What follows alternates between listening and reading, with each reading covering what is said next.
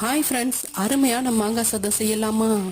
ஒரு பெரிய சைஸ் மாங்காவை தோல் சீவி எடுத்து வச்சுக்கிறோம். பெரிய துருவல் இருக்கு இல்லைங்களா, அது வழியாக துருவுறோம். அப்போ தான் மாங்காய் கரையாது. ஒரு பெரிய ஒன்று இல்லை 2 பல்லாரி வெங்காயம் நல்லா பொடியாக கட் பண்ணி வச்சுருக்கோம். கருவேப்பிலை, வேர்க்கடலை தோல் நீக்கினது வறுத்தது, உளுத்தம்பருப்பு, கடலைப்பருப்பு, காஞ்ச மிளகாய், கடுகு, வெந்தயம், கருவேப்பிலை. எண்ணெய் சூடேறினதும் கடுகு போடுறோம். கடுகு பொரிஞ்சதுமே உளுத்தம்பருப்பும் கடலைப்பருப்பும் சேர்த்துக்கிறோம். உடனேவே காஞ்ச மிளகாவை கிள்ளி சேர்த்துக்கிறோம். வேர்க்கடலையும் சேர்த்துக்கிறோம். வேர்க்கடலை வறுபட்டதுக்கு அப்புறமா வெந்தயம் சேர்த்துக்கிறோம். வெந்தயம் சேர்த்ததுக்கு அப்புறமா கருவேப்பிலை பொரிஞ்சதுமே மஞ்சள் தூள், பெருங்காயத்தூள் சேர்த்துக்கிறோம். உடனேவே வெங்காயம் சேர்த்துக்கிறோம். வெங்காயம் 25% வதங்கினா போதுங்க. உடனேவே மாங்காவும் சேர்த்துக்கலாம். தேவையான அளவு உப்பையும் சேர்த்து கொஞ்சம் குலைவாக வதக்கிக்கிட்டா போதுங்க. ரொம்ப மாங்காய் கரையிற அளவுக்கு வேண்டாம். உதிரி உதிரியாக தனியாக வடித்து வச்சிருக்கிற சாதத்தை கிளறி சாப்பிட்டோன்னா மனமாக, சுவையாக, ருசியாக மாங்காய் சாதம் ரெடிங்க. நீங்களும் ட்ரை பண்ணி பாருங்கள். தேங்க்யூ.